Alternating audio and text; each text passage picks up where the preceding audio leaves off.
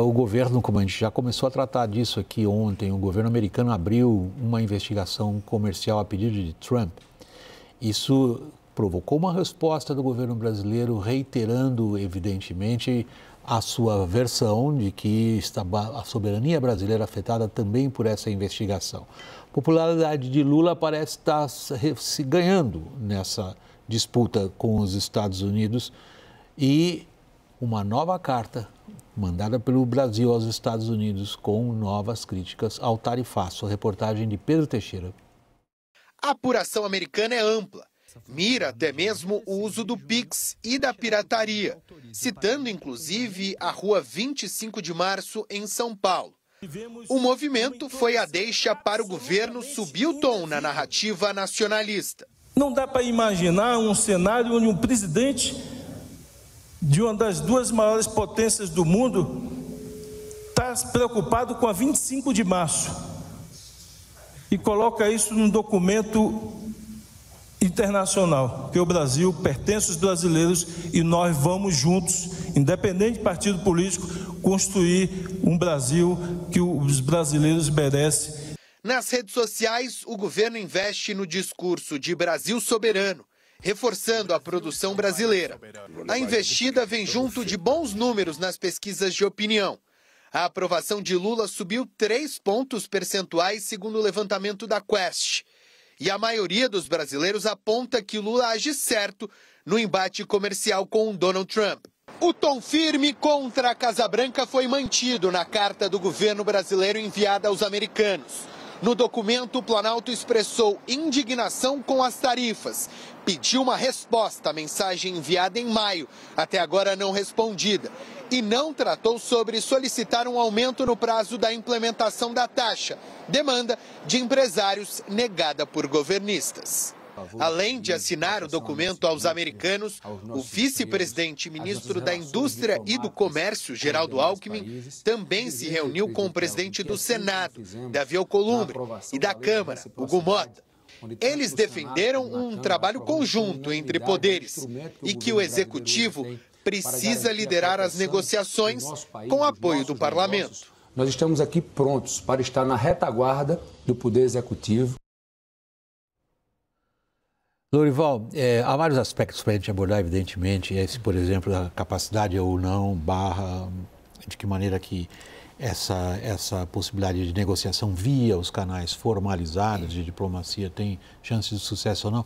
Eu queria a sua avaliação a respeito de um aspecto referente à investigação aberta pelo representante do comércio americano em relação ao Brasil pela 301.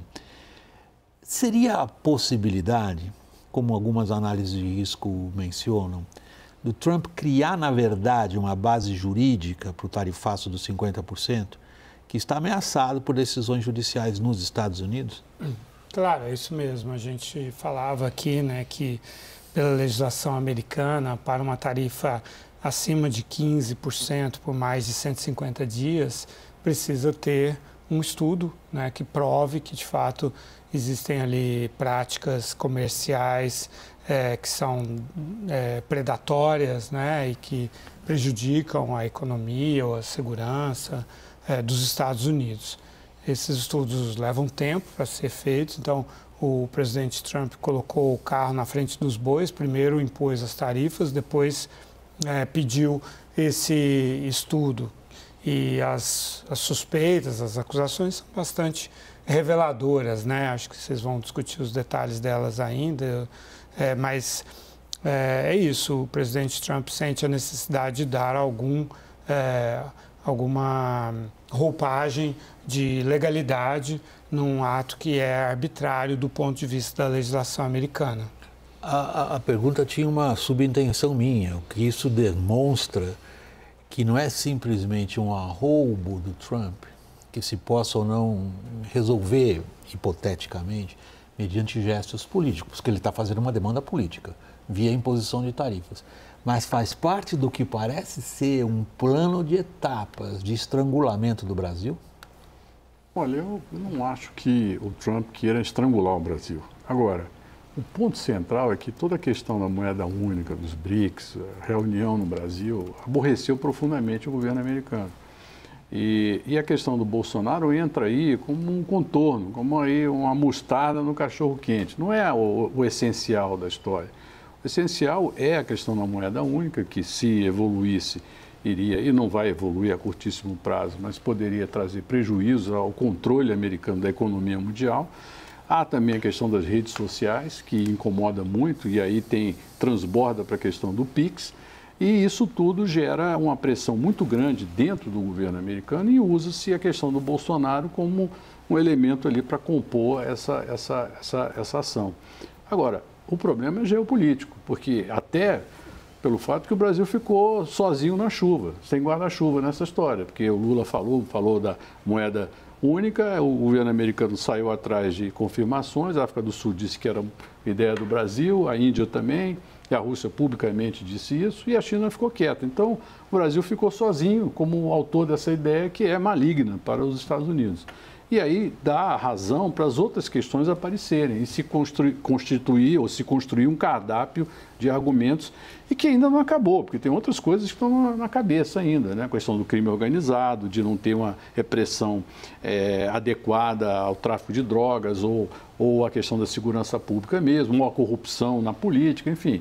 O cardápio pode aumentar de fatos que engordariam essa investigação. Se aumentar mais, a gente imagina uma situação apocalíptica do nosso ponto de vista, porque já está aí corrupção, plataformas digitais, toda a questão que envolve, como você estava mencionando, isso que eu ia chegar, desmatamento.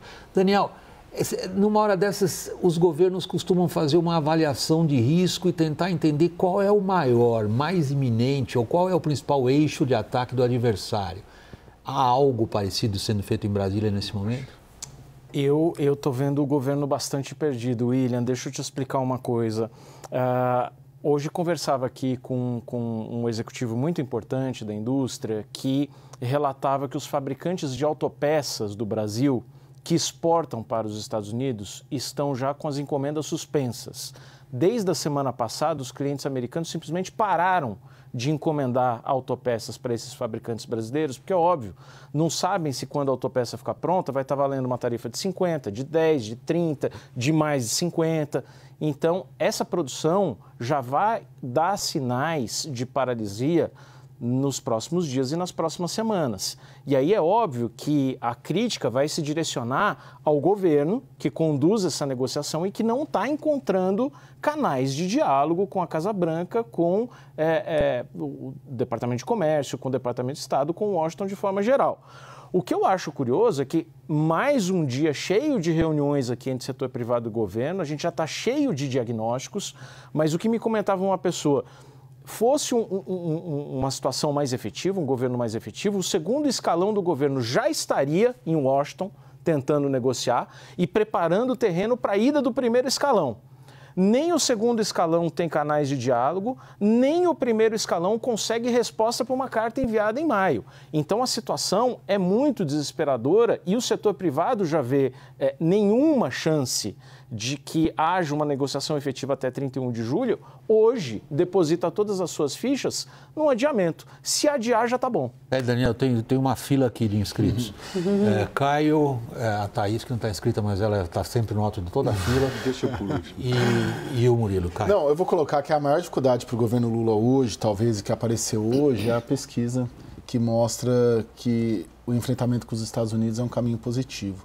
Se o governo, ponto de vista da popularidade. Isso, do ponto de vista doméstico. Se o governo se enebriar e considerar que essa é a estratégia para sair das cordas, fazer a taxa de aprovação superar a desaprovação e entrar em 2026 favorito, isso pode ser um risco grande, porque aí ele vai olhar na negociação muito mais os efeitos na política interna, e os efeitos na política interna é o enfrentamento com os Estados Unidos. A gente viu o Rui Costa aí, 3 horas depois da pesquisa Genial Quest, fazendo esse discurso da soberania, do Brasil dos brasileiros e tal, ministro da Casa Civil.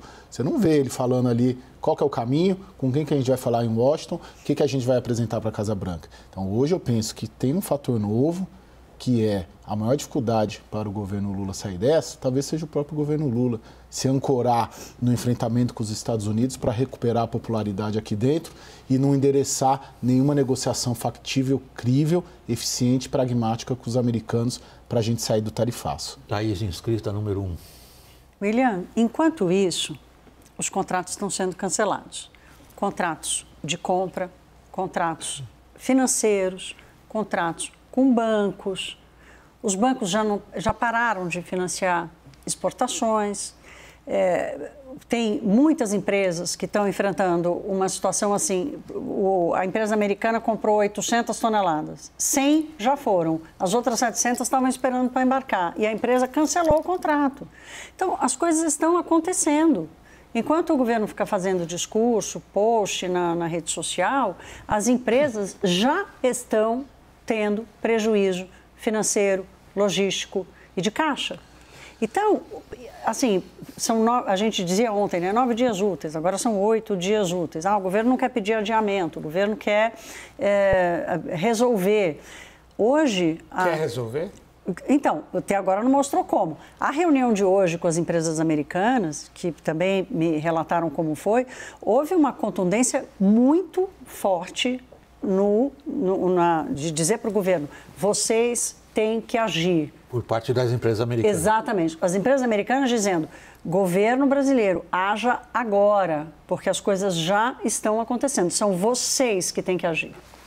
Você, Murilo, estava aqui. Bom, eu queria falar 3 coisas bem rápido. Primeiro, o Brasil não estava preparado, porque o Brasil não faz esse exercício de risco. Ele não pensou. Quando a gente encontra uma solução, um desafio que estava posto, os sinais de que podia acontecer alguma coisa estavam claros. O Trump está fazendo isso com todo mundo. Com o Canadá, com o México. A presidente do México mandou o secretário de Comércio quase que acampar em Washington para negociar, aliviar as sanções ou as tarifas. O governo brasileiro não, ficou fazendo discurso. Entrou na jaula para brigar com um gorila com um braço amarrado, achando que ia ganhar. Não o gorila, o nosso. Não, a gente ali querendo brigar com o Trump e a gente não está preparado para a briga. A gente não sabe o que eles podem atacar e como a gente pode reagir. E outro problema, segundo problema, não tem diálogo. Não há diálogo com o governo americano. A barreira ideológica afastou um diálogo que deveria existir pragmático entre 2 grandes parceiros comerciais. Esse é um ponto importantíssimo que você está levantando e eu queria passar para você, Lorival. A gente nota em vários setores da economia brasileira, particularmente alguns setores da indústria ligados ao setor da agroindústria, ideias sendo colocadas. No Brasil tem uma espécie de negociador. Roberto Azevedo é um nome que está sendo muito comentado pela experiência que ele tem, ex-presidente da Organização Mundial do Comércio, como sendo essa figura que seria capaz de unir o Mel do Piauí com a Embraer, ambos estão afetados pelo tarifaço, e levar isto a Washington e trabalhar em Washington, que é o lugar que ele conhece bem. Que chances ele tem? Eu acho que ele é a melhor aposta que o Brasil tem realmente. E, de fato, os grêmios aí todos, tanto na indústria quanto no agro e serviços, estão se movimentando para tê-lo como uma voz única, representando todos esses setores. E nós não temos nenhum outro quadro, nem de longe comparável ao Roberto Azevedo. A gente tem trazido o Roberto... Só se a gente ressuscitar o Oswaldo Aranha, né? Porque seria um grande reforço esse momento. A gente tem trazido o Roberto Azevedo constantemente aqui ao WW e demonstrado isso, né? Então, ele mora nos Estados Unidos, né? Ele foi diretor-geral da OMC durante muitos anos, conhece o Trump, já negociou com o Trump, conhece o Congresso americano, já foi dirigente da Pepsi, né, do conglomerado ali da Pepsi, enfim, de grande empresa americana e tal. E ele é a pessoa certa para fazer isso. Agora, eu acho que na sua pergunta sobre quais as chances, está embutida uma preocupação, por isso que eu perguntei para a Thaís, e muito em cima do que o Caio veio dizendo também. Será que o governo brasileiro realmente deseja uma solução para esse problema? Porque nós temos muito o que negociar. E nós, ao contrário do que acredita o Rui Costa, nós, o povo brasileiro, somos vítimas dessas tarifas elevadas que o Brasil pratica, dessas práticas comerciais, barreiras tarifárias e não tarifárias. E nós pagamos os produtos industrializados 1,5 vez, 2 vezes, 3 vezes a mais, dependendo do câmbio, por causa de impostos altíssimos. E isso atrasa a nossa indústria, atrasa o nosso negócio, atrasa os nossos serviços. Então, nós sairíamos beneficiados de uma negociação bem feita. Deixa eu ir para o intervalo, pessoal. O Brasil vive em guerra tarifária com ele mesmo, né? Exato. Agora, o governo vai se preocupar se, por acaso, os Estados Unidos mandar suspender a emissão de vistos para brasileiros. Isso aí Não dá essa ideia. Não estou dando a ideia, porque já foi feito lá na Colômbia, né? Então, não é ideia. Agora, achar que isso, inocentemente, não estaria num cardápio de iniciativas, então a situação não é trivial e ela não é um campo para bravatas nem lacrações.